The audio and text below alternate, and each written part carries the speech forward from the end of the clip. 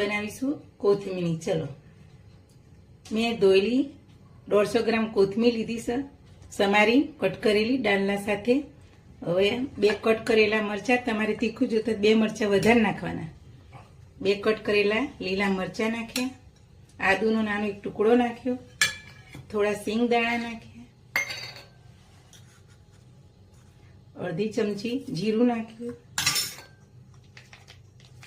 અને સ્વાદ અનુસાર મીઠું.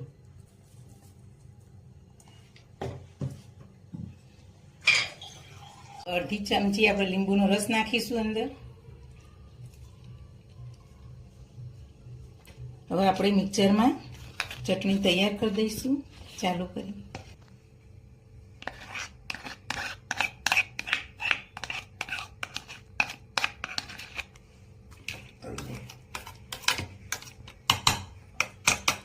આપણે 3 ચમચી જેટલું પાણી રેડી ફરીથી ગ્રેવી કરી લઈશું.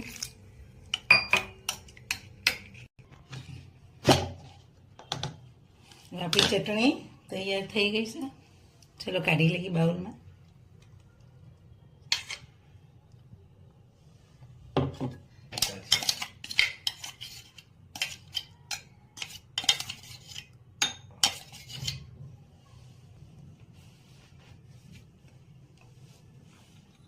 આપણી કોથમીરની ચટણી તૈયાર થઈ ગઈ. જો સરસ.